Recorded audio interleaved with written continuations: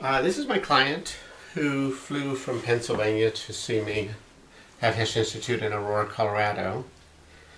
And we have a separate film on treating his low back and pelvis. He injured himself 18 months ago on a motorcycle going on a lot of bumps. So he had a lot of jarring to his low back, pelvis, hips, and head. And what I find with a cervical evaluation is that when we test the upper cervical spine, when I come underneath the mastoid, I'm on the tip of the transverse process of the first cervical vertebrae.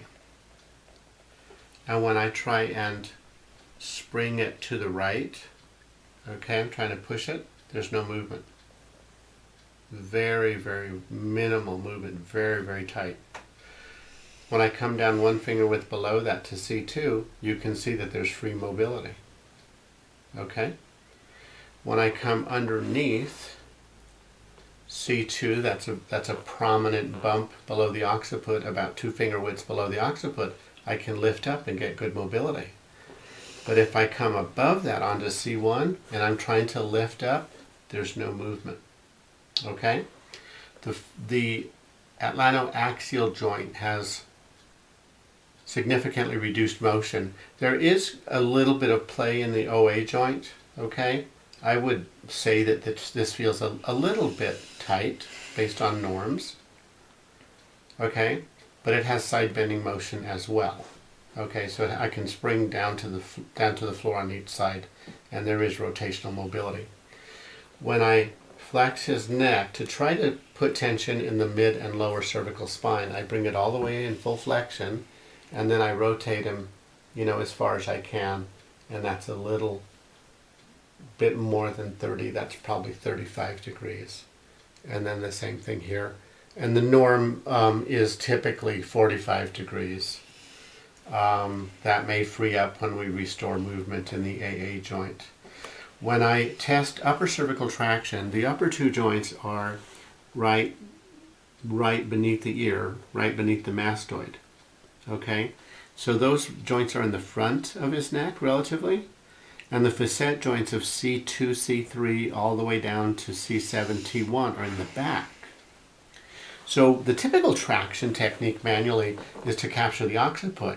That imparts traction to mid and lower cervical. In order to test traction to the upper cervical, you need to contact the temple area. Okay?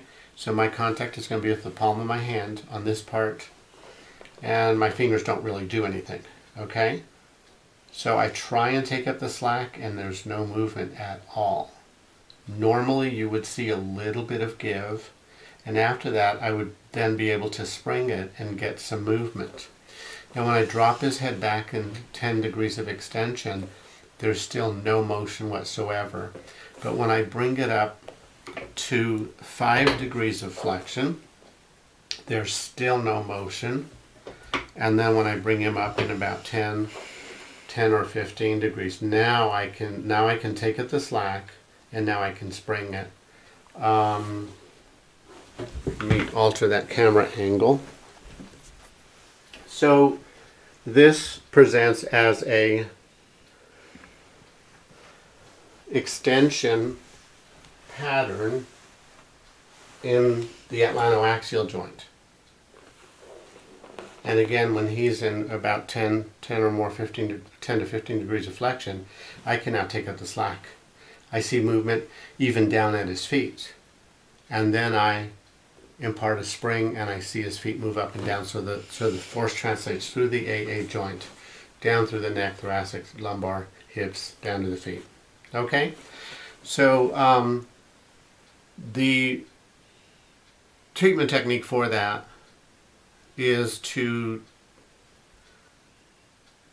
place it in flexion and do traction in flexion. But I'm going to take it down to about 5 degrees of flexion. So I'm going to drop this table, this headrest down to about 5 degrees, and then I'm going to traction it there.